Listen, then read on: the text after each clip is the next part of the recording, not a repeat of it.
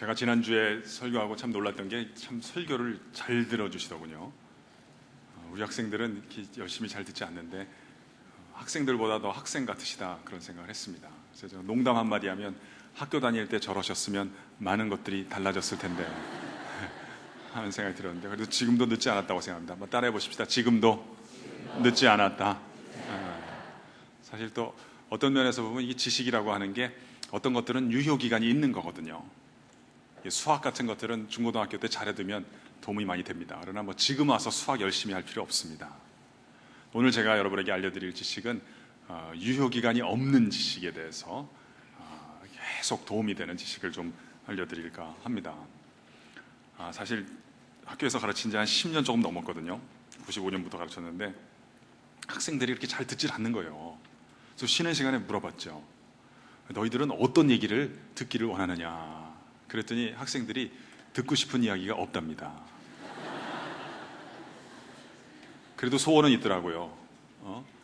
뭘 원하는가 봤더니 일찍만 끝내달라는 거예요. 그리고 듣기 싫어하는 얘기는 있답니다.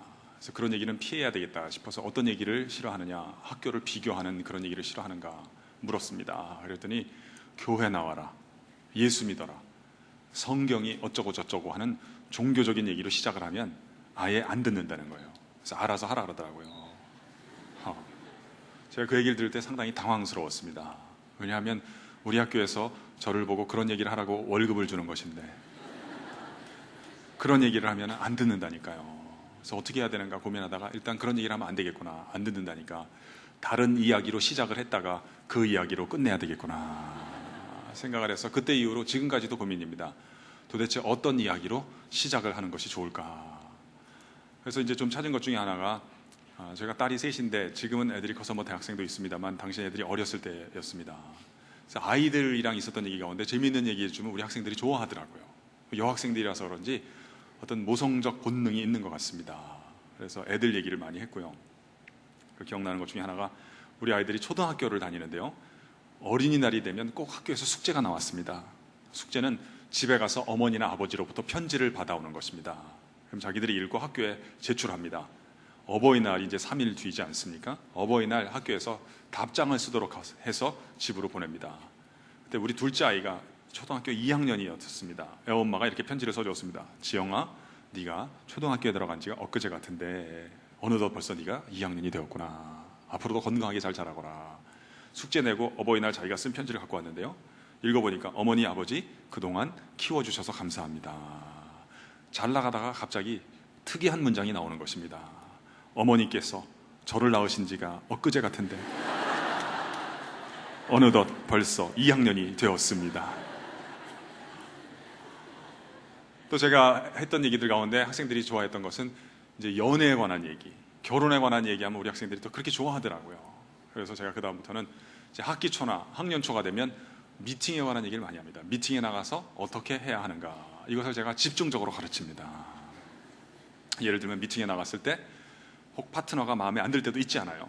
그때도 왜 나한테는 저런 애들만 걸리냐 그렇게 생각하지 말아라. 왜냐하면 저쪽에서도 똑같은 생각을 할 가능성이 상당히 높단다. 그렇게 하면 안 되고 마음에 안 들어도 꼭 잘해줘야 된다.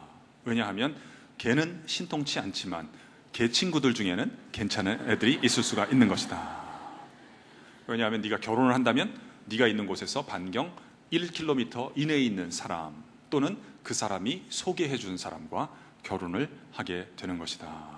그래서 직접 만나서 결혼하든지 아니면 그 사람이 나를 좋은 사람을 소개해 줄 가능성이 있으니까 마음에 안 든다 그래서 관계를 끊으면 안 되는 것이다. 제가 그런 얘기를 이제 많이 해줍니다. 그러니까 학생들이 좋아하더라고요.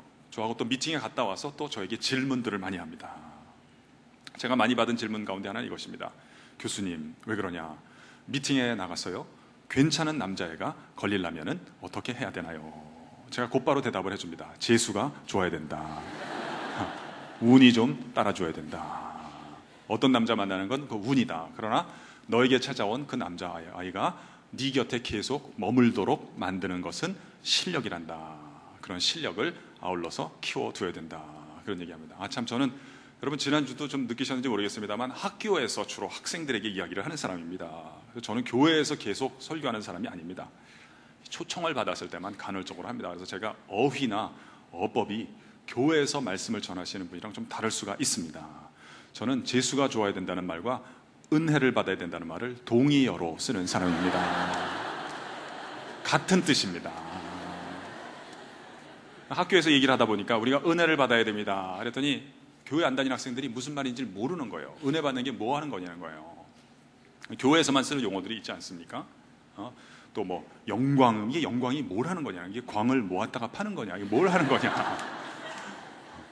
그래서 은혜를 받는다. 그럼 못 알아듣는데 여러분, 우리가 재수라는 걸 알아야 되고 재수가 좋아야 됩니다. 그러면 다 알아듣습니다. 무슨 뜻인가요? 어떤 좋은 일이 있어요. 또는 좋은 결과가 생겼습니다. 그때 나에게 원인이 있어서 이런 결과가 빚어진 것이 아님을 인정하는 것이죠. 그게 은혜다, 이렇게 얘기를 하는 것이지요. 그래서 이게 여러분 아시겠습니다. 사업을 할 때 처음에는 잘 하시는 것 같아요. 그런데 나중에 잘 안 되는 분들이 계세요. 왜 그럴까요? 어떤 공통적인 특징이 있지 않습니까? 어떤 특징이 있을까요? 재수를 자신의 실력으로 착각하는 분들이 망하게 되는 것입니다. 시장 상황이 좋습니다. 그러면 조금만 노력을 해도 좋은 결과가 생길 수가 있습니다. 그런데 그걸 잘 모르는 분들은 자기가 정말 잘하는 줄 아는 거예요. 다른 거 쓸데없다, 나 무섭게 여기고 자기가 제일 잘한다고 생각하면 결국은 소규모로 할 때 처음에는 조금 결과가 나오는 것 같은데, 근데 마지막에 가면 이렇게 파산하는 경우를 보게 됩니다. 교회 경우도 역시 마찬가지지요. 처음에는 하나님께 쓰임 받는 것 같은데요, 마지막에 안타까운 결과를 낳게 되는 경우가 있습니다. 이 교회 용어로 얘기하면 어떻게 될까요? 은혜를 사실로 착각하는 사람이 결국은 망하게 되는 것이죠. 예를 들면 저만 하더라도 제가 여기저기 이렇게 강의를 한다는 게 하나님이 저에게 은혜를 주셔서 기회를 주시는 것 아닙니까? 그걸 자기가 진짜 잘한다고 생각하잖아요. 이거 골치 아픈 겁니다. 이건 대책이 없는 거예요. 그래서 오늘은 제가 이런 질문을 이제 던지고 말씀을 좀 드리려고 그래요. 예수 그리스도 안에는 어떠한 혜택이 있는가? 제가 말씀드리려고 하는 내용은 이것입니다. 예수님 안에는 나를 다시 살리시고 써주시는 은혜의 혜택이 있다는 것입니다. 다시 한번 말씀을 드릴게요. 제가 이제 예수님을 소개하고 기독교를 소개하기 위해서 온 거잖아요. 예수님 안에는 어떤 혜택이 있는가? 예수님 안에는 나를 다시 살려주시고 나를 써주시는 은혜의 혜택이 있다는 것이지요. 그래서 제가 은혜가 뭔지를 좀 설명을 드리고 이어서 말씀을 드리도록 하겠습니다. 우리는 은혜를 어떻게 정의를 하느냐? 은혜는 자격이 없는 자에게 지속적으로 부어지는 선물이다, 이렇게 정의를 합니다. 첫 번째 중요한 표현은 자격이 없다는 것입니다. 어떤 선물을 받았어요. 근데 내가 열심히 노력을 해서 이것이 나에게 찾아왔다, 이렇게 생각하면 이것은 은혜가 아닌 거예요. 이것은 삭 또는 보상이 되는 거예요. 대가가 되는 것이겠죠. 예를 들면 애엄마가 나한테 맨날 밥 해줘야 된다고 권리 주장하는 사람에게는 밥이 은혜가 될 수가 없는 거예요. 반면에 병원에 한번 가서 죽을 뻔했는데 어떻게 살았어요. 야, 그때 내가 죽을 수도 있었는데, 이런 생각을 갖고 있는 사람에게는 아침에 일어났을 때 그냥 별일 없어도 창문 열고 한번 숨을 들이마셔도 이 공기가 은혜가 되는 거예요. 이건 내게 자격이 없는데 이 새날이 또 펼쳐지는구나, 이런 생각이 드는 거예요. 그래서 이 자격이 없다는 인식이 중요하고요. 두 번째는 지속적으로 주어진다는 게 참 중요합니다. 이 주었다 안 줬다 하면 아무리 잘해줘도 저쪽에서 은혜라고 생각하지 않아요. 그래서 우리 아이들이 대체로 어머니의 은혜는 많이 생각하는데요, 아버지의 은혜를 잘 생각하지 않아요. 그러니까 아버지께서 잘 안 해주셔서 그런 게 아니에요. 아버지가 어떨 때는 더 잘해주시거든요. 근데 아버지들은 애가 잘했을 때만 잘해주는 경향이 있어요. 그럼 은혜라고 잘 생각하지 않아요. 그래서 누가 그러더라고요. 한국 아버지들은 자기 아이가 몇 반인지는 잘 모른대요. 그냥 몇 등인지만 알고 있다는 거예요. 실적에 따라서 대우할 때 우리는 은혜라고 생각을 하지 않는 것이죠. 그래서 은혜는 주어지면 지속적으로 주어지는 거예요. 여기 함축점이 있죠. 이거 은혜를 모르고 죽는 사람도 있어요. 근데 한번 이게 시작이 안 될 수는 있습니다. 근데 한번 시작이 되잖아요, 그칠 수는 없는 것입니다. 이 유효기간이 없는 지식이 되는 거예요. 은혜를 한번 깨닫고 받기 시작하잖아요, 못 받고 죽을 수는 있어요. 그러나 은혜를 깨닫고 받기 시작하잖아요, 절대로 그칠 수는 없는 거예요. 그럼 어떤 은혜를 받는가? 첫 번째는 예수님 안에서는 나를 다시 살려주시는 은혜가 있다는 거예요. 내 자격이 없지만 내가 소생하고 생명을 얻을 수 있는 자격이 없지만 이 새 생명 다시 살려주시는 은혜가 있다. 예를 들어서 설명을 드릴게요. 우리 애가 어렸을 때 이제 학교에서 단체로 수련회를 갔다 왔어요. 1박 2일 다녀왔습니다. 같이 저녁 때 이런저런 얘기를 하는데, 야, 재밌었냐? 그랬더니 괜찮았대요. 어떤 일이 있었는가 얘기하는데, 목사님이 오셔서 이제 설교를 하시는데 초등학생들을 앞에 놓고 앞으로 내가 1시간 동안 설교를 하겠다고 말씀을 하시더래요. 그래서 어떻게 되냐 그랬더니 자기들이 동시에 이렇게 반응을 했대요. 우. 그래서 잘 끝났냐 그랬더니 웬걸 목사님 설교가 너무 재미있었대요. 그래서 다 끝난 다음에 자기들이 막 박수 치면서 앵콜, 앵콜, 앵콜 이렇게 이야기를 했다는 거예요. 아니, 제가 그 얘기를 들으니까 너무 샘이 나는 거예요. 저는 한 번도 설교 뒤에 앵콜을 받아본 적이 없거든요. 야, 그 목사님은 어떻게 설교하시더냐? 그랬더니 얘가 주저리 얘기를 하는데요, 내용이 좋더라고요. 그래서 야, 너 가서 좀 적어와라. 잘 적어오면 아빠가 돈 줄게. 그래서 제가 이거 3,000원 주고 그때 챙겨놓은 겁니다. 한 10년쯤 전에. 이 내용을 좀 말씀을 드릴게요. 이 목사님은 이제 그림을 그리시더래요. 그냥 저는 말로 설명을 하겠습니다. 옛날에 사냥꾼이 하나 있었대요. 근데 사냥꾼이 독수리를 사냥하려고 화살을 겨누었답니다. 근데 독수리가 어딘가를 응시하느라고 꼼짝을 않고 있다는 거예요. 자기 죽을 줄도 모르고요. 독수리는 뭘 하는가 봤더니 독수리도 사냥 중이었어요. 뱀을 한 마리 잡아먹으려고 뱀을 노려보고 있더랍니다. 근데 뱀도 또 꼼짝 않고 있더래요. 또 뱀은 뭘 하는가 봤더니 뱀도 역시 개구리를 잡아먹으려고 노려보고 있더라는 거예요. 또 개구리도 꼼짝 않고 있더래요. 뭘 하는가 봤더니 무당벌레를 잡아먹으려고 하는 거예요. 일종의 먹이 사슬이지요. 또 무당벌레는 진딧물을 잡으려고 하더라는 거예요. 사냥꾼이 이걸 보니까 좀 낌새가 이상을 해서 주변을 둘러다 보았답니다. 혹시 나를 잡아먹으려고 하는 놈이 없는가? 이 사냥꾼을 잡아먹으려고 하는 게 있다고 말씀하시더라는 거예요. 자기들이 뭔가 봤더니 그건 호랑이가 아니라 죽음이라고 하더라는 거예요. 이분이 좀 철학적인 분인가 봐요. 모든 인간은 다 죽어야 된다 말씀하시면서 비거에 물을 넣는 걸 보여주더니 여기다 먹물을 한 방울, 두 방울, 세 방울, 몇 방울을 떨어뜨리시더래요. 왜 죽어야 되느냐? 우리가 하나님 앞에 죄를 지었기 때문에, 아무리 착한 사람도 하나님 앞에 죄를 범하지 않은 사람이 없기 때문에 죽어야 된다 말씀하시더래요. 그러더니 또 부시럭부시럭 뭘 꺼내세요. 효백제를 꺼내시더라는 거예요. 효백제를 집어넣으니까 이게 다시 하얗게 되었어요. 그런데 하나님께서는 우리를 사랑하시고 우리를 불쌍히 여기시기 때문에 예수님을 보내주셔서 우리의 죄를 대신 짊어지시고 저 십자가에서 돌아가시도록 만들었기 때문에 죄를 아무리 많이 지었어도 예수님을 의지하고 예수님을 믿고 예수님을 받아들이면, 영접을 하면 우리가 죽지 않고 영생을 얻을 수 있는 길을 열어주셨다, 이렇게 말씀을 하시대요. 근데 그 다음 얘기를 할 때 우리 애가 제일 흥분해서 이야기를 하는 거예요. 하얗게 된 거 있지 않습니까? 그걸 보여주더니 거기다 먹물을 두세 방울 떨어뜨리는데 이번에는 안 까매지더라는 거예요. 그러면서 뭐라고 말씀하시느냐? 우리가 예수님을 믿어도 아직 우리의 육신이 연약하기 때문에 죄를 지을 수도 있지만 그래도 끝까지 예수님을 붙들고 놓지 않으면 하나님께서도 절대로 너희를 버리지 아니하시니까 너희들도 끝까지 예수님을 믿거라, 이렇게 말씀을 해주시더라는 거예요. 제가 도움이 많이 됐어요. 여러분, 우리가 예수님 안에 어떤 혜택이 있다고 그랬어요? 자격이 없는 자를 다시 살려주시는 은혜가 있는 거예요. 무슨 말이에요? 내가 예수님 믿고 좀 더 좋은 사람이 될 수 있죠. 그러나 그렇다 할지라도 그것이 나의 구원의 근거가 되는 게 아니라는 거예요. 설사 좋은 사람 못 된다 할지라도 내가 구원받는 것은 좋은 사람 된 그것 때문에 구원받는 것이 아니라 하나님의 은혜가 나의 구원의 유일한 근거가 될 줄로 믿습니다. 이것을 이야기를 해주시는 거예요. 제가 하나의 실례를 더 들어드리고 싶어요. 여러분, 오늘 잘 오셨어요. 제가 입수한 고급 정보를 하나 가르쳐 드리도록 하겠어요. 이건 매우 도움이 됩니다. 이건 특별히 죽고 난 다음에 도움이 됩니다. 죽은 다음에 쓰실 수 있는, 다 죽을 거기 때문에 이건 예외 없이 다 소용이 되는 겁니다. 우리가 죽고 난 다음에 어떤 일이 있는가? 제가 입수한 정보에 따르면 천사장이 우리를 심문한답니다. 한 가지 질문밖에 안 한대요. 이것만 준비해 가시면 됩니다. 죽은 다음에 천사장이 너 하늘나라에 가고 싶으냐? 가고 싶습니다, 이렇게 얘기하면 한 가지밖에 안 물어본답니다. 네가 하늘나라에 들어가야 되는 이유가 무엇이냐? 네가 하늘나라, 내가 너를 하늘나라에 집어넣어 줘야 되는 이유를 좀 나에게 이야기를 해다오. 요거 하나만 신문한답니다. 요것만 준비해 가시면 되는 거예요.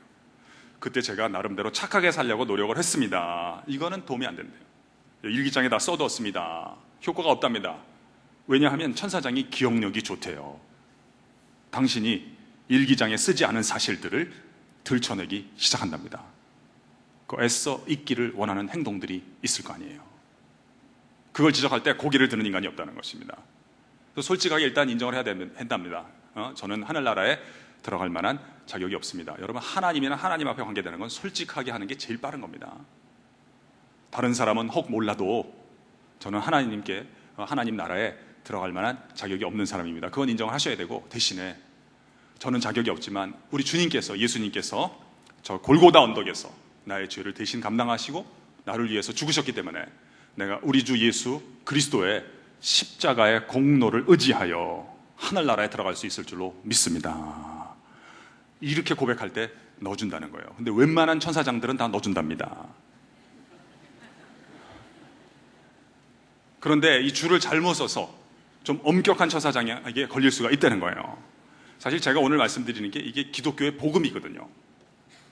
이 사람이 복음을 제대로 이해를 하고 왔는가 아닌가를 확인하는 천사장이 있을 수가 있다는 거예요. 이게 누가 걸릴지 모르니까 이것도 다 같이 준비를 해갑시다. 혹시 줄을 잘못 써서 이런 엄격한 천사장한테 걸릴 수가 있으면 추가 질문이 나온답니다. 야, 그거 듣고 보니까 괜찮은 얘기인데, 그런데 예수님께서 십자가에서 죽으신 것과 네가 하늘나라에 들어가는 것 사이에 도대체 무슨 관계가 있느냐, 이런 질문이 나올 수가 있어요. 그러면 너무 떨지 마시고 초조해하지 마시고 제가 말씀드린 내용을 잘 기억했다가 옮기세요. 이렇게 얘기하세요. 당신이 무엇이 관대 우리 주 예수 그리스도 안에 있는 하나님의 사랑에서 나를 끊을 수 있습니까? 그러면 천사장이 옳습니다 하고 당신을 하나님 앞으로 인도할 것입니다. 여러분, 이렇게 생각하셔. 이게 하나님에 대해서 좀 많이 생각을 하고 좀 친하게 지내고 그걸 좀 알아두면 불필요한 오해를 많이 피할 수가 있는데요. 이 하나님은 있잖아요, 나 한 사람만을 위해서 드릴 수 있는 시간이 무궁한 거예요. 하나님은 나 한 사람만을 위해서 시간과 관심과 자원을 주실 수 있는 게 무궁한 거예요. 하나님은 이 우주의 시간의 흐름에 쫓겨서 사시는 게 아니에요. 무슨 말을 제가 하는 거냐면, 여러분, 예수님은 뭉뚱그려서 인류의 죄를 위해서 죽으신 게 아니에요. 예수님은 내가 어렸을 때 우리 부모님께 반항하면서 부모님의 마음을 아프게 한 그 죄값을 대신 치러주시기 위해서 그것을 감당하실 거란 말이죠. 예수님은 내가 모르고 자녀들 키울 때 자녀들에게 상처 준 거, 그 죄값을 해결해 주시기 위해서 십자가를 지신 것입니다.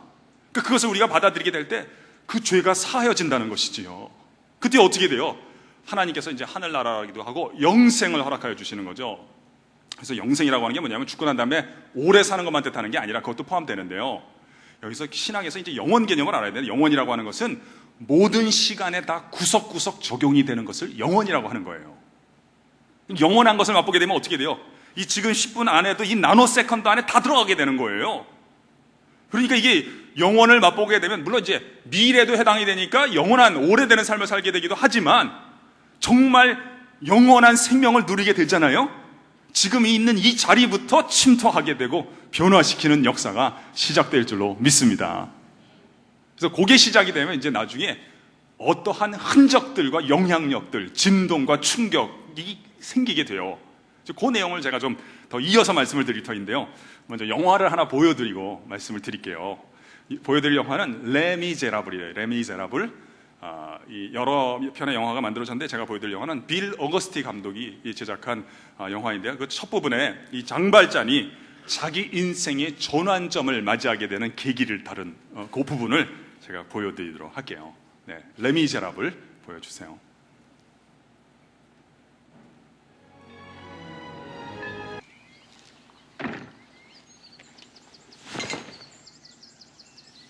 Don't forget. Don't ever forget. You've promised to become a new man. Promise? Why are you doing this? Jean Valjean, my brother, you no longer belong to evil. With this silver, I bought your soul. I've ransomed you from fear and hatred. And now I give you back to God.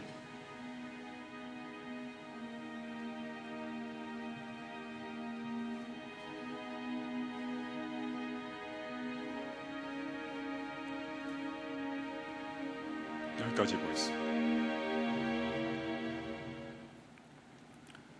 왜 저에게 이 은혜를 베푸시나요? 그때 주교께서 이렇게 말씀하시죠. 내가 이 은으로 자네 영혼을 사네. 이 은으로 자네 영혼을 사서, 뒤에 번역이 안 되는데 마지막 문장은 I give you back to God. 자네를 하나님께로 되돌려 드리네. 우리는 서로에게 매인 사람이 아니네. 그러니 이제 증오와 두려움과 절망에서 자유하게. 제가 좋아하는 신학자의 표현을 제가 인용을 하면, 이 은혜라고 하는 것은 이 우주에서 가장 활동적인 원리랍니다. 이 은혜라고 하는 게 어떤 영혼에 가서 닿기 시작하잖아요. 유사 이래로 불가능했던 일들이 가능해지기 시작하는 겁니다. 저 인간 내가 죽어도 용서하나 봐라. 약속을 못 지키게 됩니다. 은혜 받으면. 이 우주에서는 제일 힘이 센 건 역시 생명입니다. 이게 나무들 이런 거 보면 동물이나 식물의 생명이 거슬러 올라가는 힘이 있잖아요.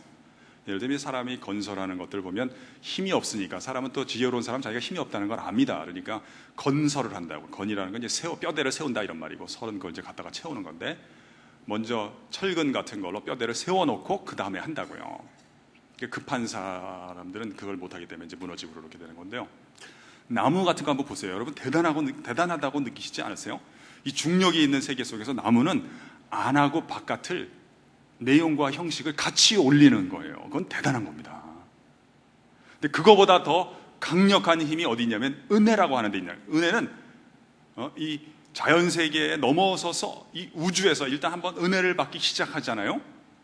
그러면 유사이래로 불가능한 일이 가능해지고, 이제 만약에 변화에 관한 주제로 우리가 좀 더 들어가면 이 고급 변화를 체험하게 됩니다.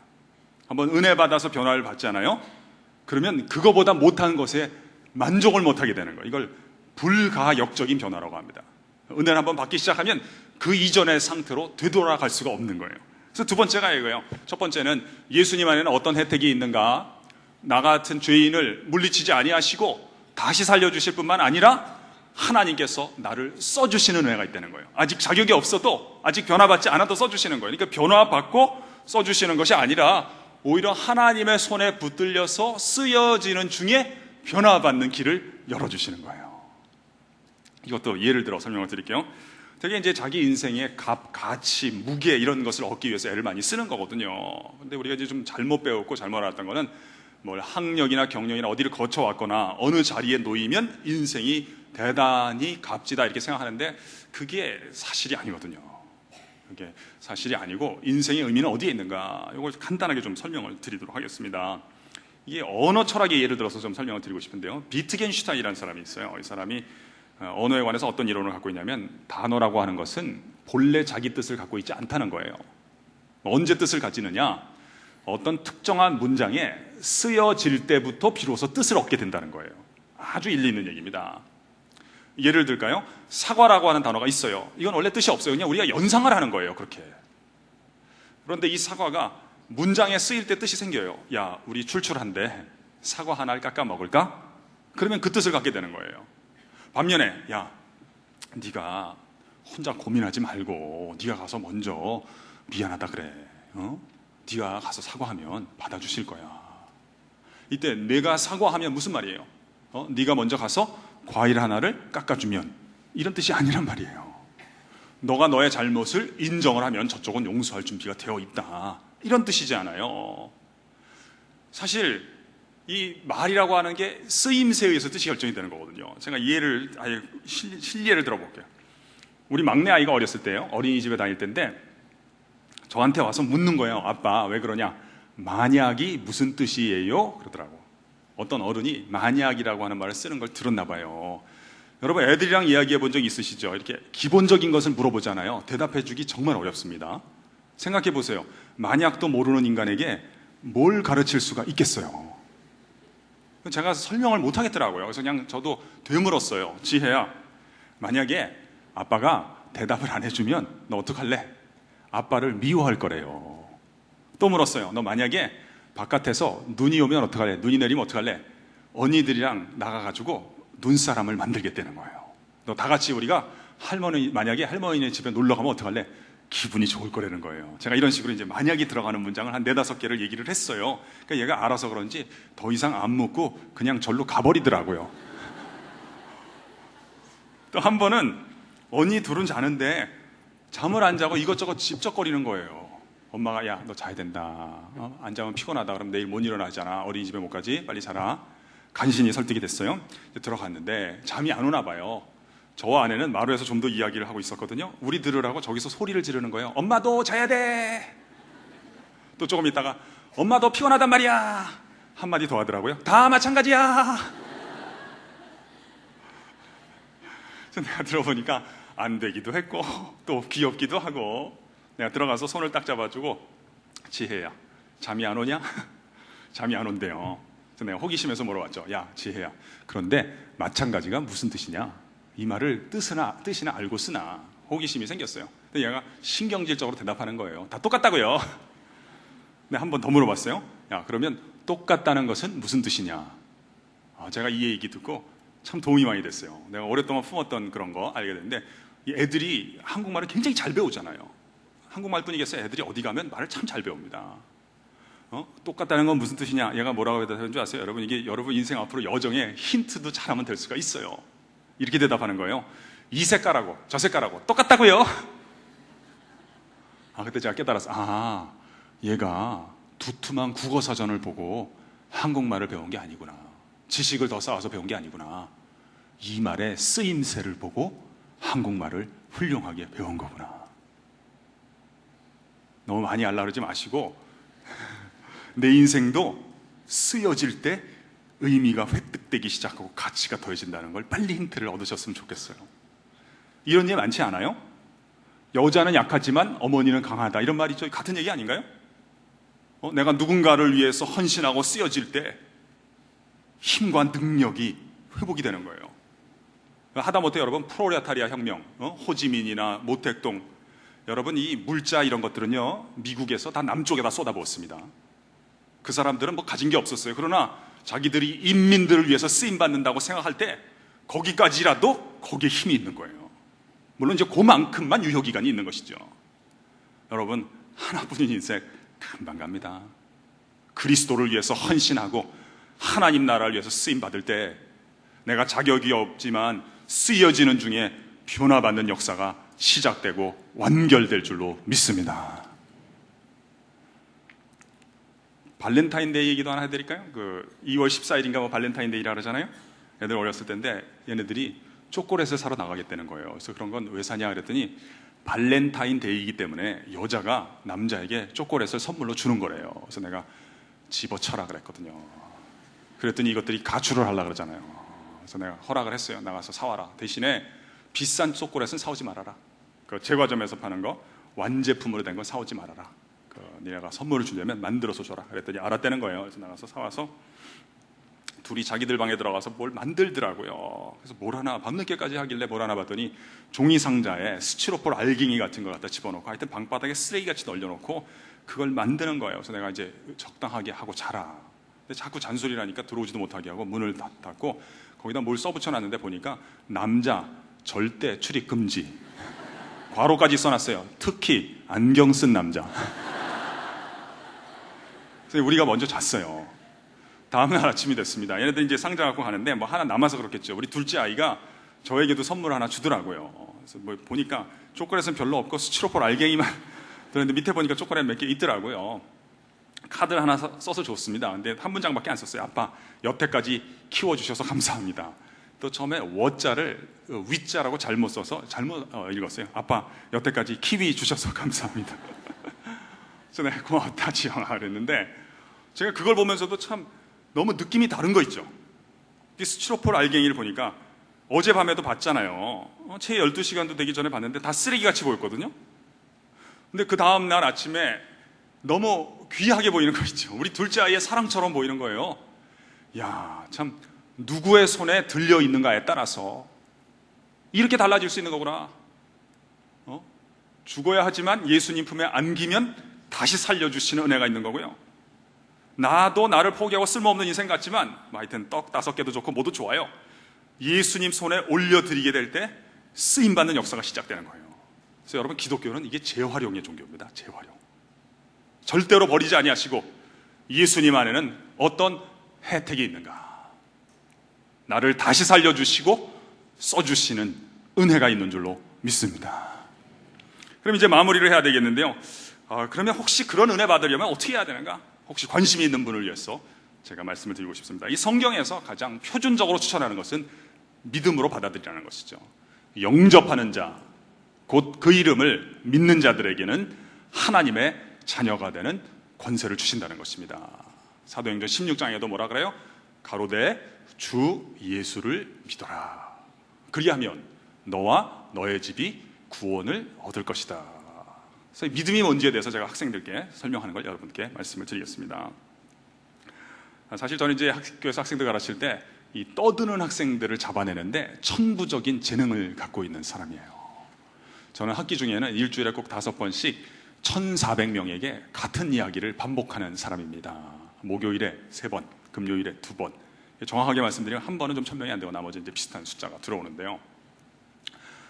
그러면 제가 이제 요즘은 좀 옛날보다는 적게 하지만 떠드는 학생 있으면 간혹 잡을 때가 있거든요. 이 1,000명이 넘어가면 적은 숫자는 아닙니다.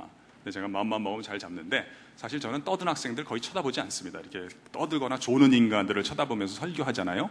열받아서 계속하기 참 어렵습니다. 저는 그런 사람 잘 안 보는데 하여튼 간혹 잡기는 해요. 그랬더니 어떤 학생이 그게 좀 신기하게 보였던 모양이죠. 저랑 얘기하다가 이런 질문을 제가 받은 적이 있어요. 교수님, 학생이 이렇게 많은데 강의하시면서 누가 떠드는지 그게 다 보이냐는 거예요. 그래서 제가 이제 제 방법을 가르쳐 주었는데, 저는 떠드는 사람 잘 안 보고 사실 제가 조용히 하라는 얘기도 잘 안 합니다. 왜냐하면 조용히 하라고 해봐야 조용하게 되지가 않더라고요. 여러분도 생각해 보세요. 1,000명 이상의 여자들이 떠드는데 이건 대책이 거의 없는 거예요. 또 솔직히 얘기하면 내가 설교를 못해서 떠드는데 남한테 책임 묻기도 어렵고요. 근데 좀 너무 떠들면 곤란하니까 그 경우는 제가 이제 이름을 좀 부르는 경우가 있어요. 저는 여러분 이런 말은 별로 좋아하지 않거든요. 불특정 다수를 향해서 얘기하는 걸 제가 잘 안 하는 편이고, 너무 떠들면 곤란하니까 야, 그 2층에 영양학과 4학년 김정혜 조용히 해. 그러니까 한 명이라도 구체적으로 조용히 시켜야지 효과가 있다는 걸 제가 알게 됐어요. 그래서 제가 이제 지적도 하고 그러는데, 어떤 경우는 참 여학생들이 하여튼 특이한 점이 있어요. 내가 지적을 하지 않습니까? 그러면 부끄러운 줄 알고 조용히 해야 되잖아요. 어떤 학생은 더 좋아하면서 더 떠드는 거예요. 왜 그런가 봤더니 선생님한테 지적받았다는 당혹감보다는 그래도 이렇게 많은 학생들 중에서 저 선생이 자기 이름을 알아준다는 황홀감에 도취되는 경향이 있어요. 근데 아무튼 저는 떠드는 사람 잘 안 보고 그렇게는 못 보고요. 처음에는 안 떠들어요, 우리 학생들도. 근데 이제 중간중간에 떠드는데 희한하게 처음에는 제 눈에 떠들 것 같은 학생들이 보이는 거예요. 쟤는 떠들 것이다. 그러면 그 학생들은 결코 제 기대에 어긋나지를 않습니다. 반드시 떠들더라고요. 어떻게 아느냐? 그렇게 어렵질 않습니다. 떠드는 학생은 곧바로 떠드는 게 아니더라고요. 떠들기 전에 어떠한 특징적인 모습을 미리 보여줍니다. 여러분, 영화에만 예고편이 있는 게 아닙니다. 인생에도 다 예고편이 있는 것입니다. 어떤 모습을 보여줘요? 여러분은 보세요. 이렇게 가기 안 좋은 분들도 많습니다. 그런데 다 저를 쳐다보시는 거예요. 그런데 학생들은 안 떠들어요, 지금. 그러나 그 어깨가 저를 향해 있질 않더라고요.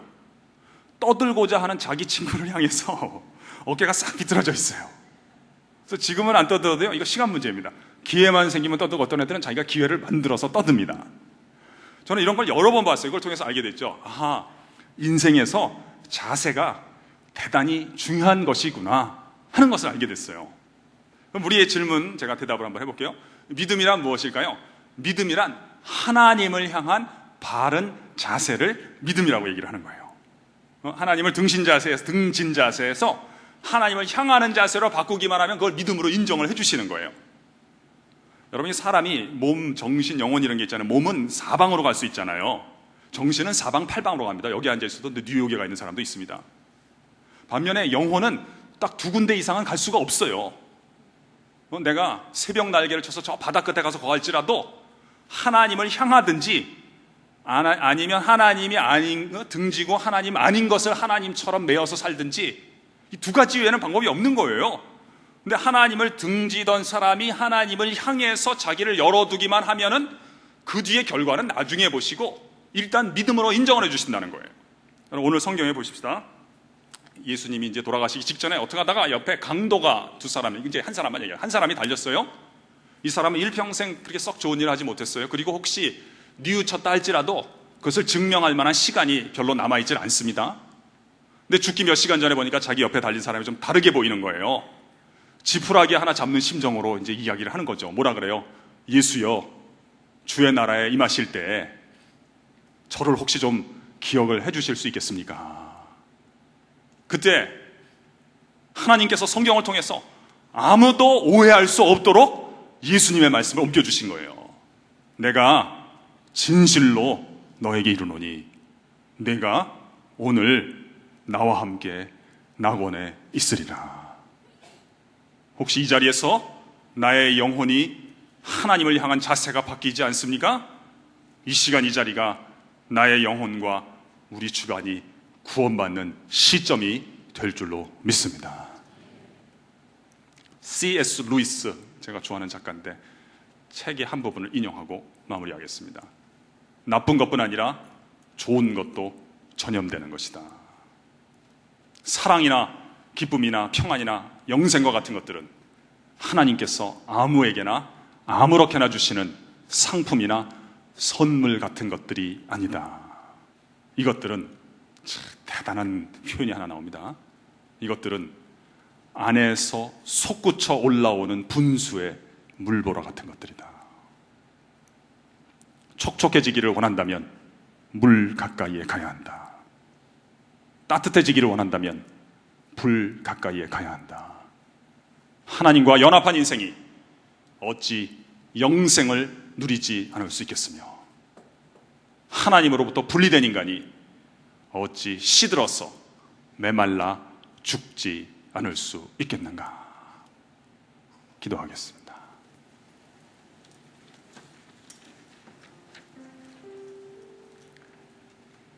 주 예수 오셔서 내 슬픔 아셨네.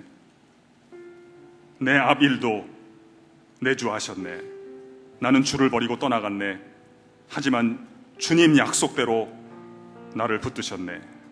주 말씀하네. 너는 물가로 곧 나오라. 내게 오라.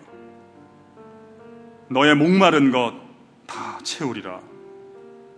네가 방황할 때 흘렸던 그 눈물을 위하여 내가 죽었노라. 여러분, 오늘 잘 오셨습니다. 종교도 교리도 모르지만 오늘 혹 예수께서 나에게 도움을 주실 수 있는 분을 느끼신다면 십자가에 달렸던 저 강도처럼 저도 예수님의 도움을 받고 싶습니다. 그렇게 생각하는 분이 혹 계신다면 제가 여러분을 위해서 기도해 드리겠습니다.